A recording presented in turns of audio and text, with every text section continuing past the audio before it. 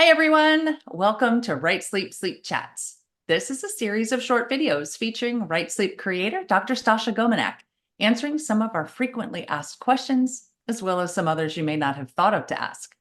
We'll tackle one question at a time to help you improve your sleep and ultimately improve your health.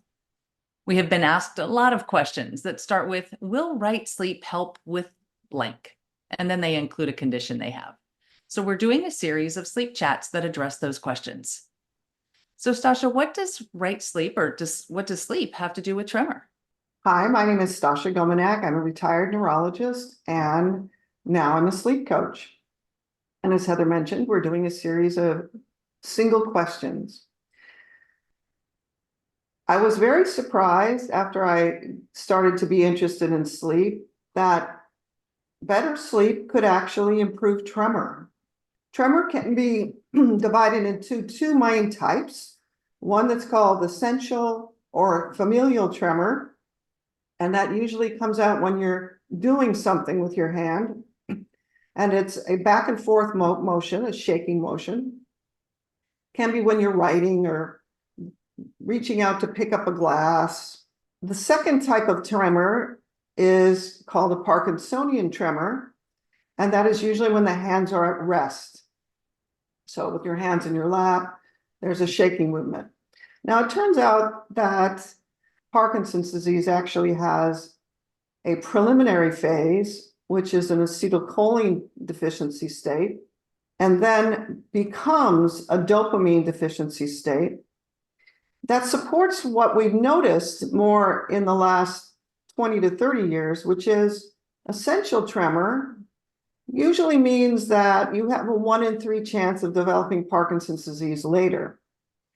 Essential tremor responds very nicely to increasing acetylcholine levels. We have another video about acetylcholine. We have one about blood pressure and acetylcholine, and you might want to look at those.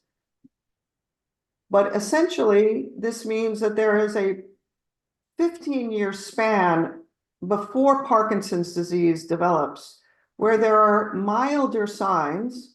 Frequently, there's a sleep disorder. It can be of several kinds. It is related to the fact that there's not enough acetylcholine during sleep.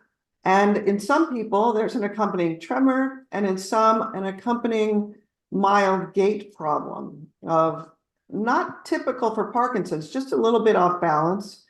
And those features actually can be corrected by bringing the vitamin D level back into the normal range for better sleep, and by bringing back the normal microbiome. And that process is actually called RightSleep, and you can find out about that on my website. Surprisingly, once getting people's microbiome back and treating their pantothenic acid deficiency state, the tremor goes away, which was extremely exciting and very unexpected.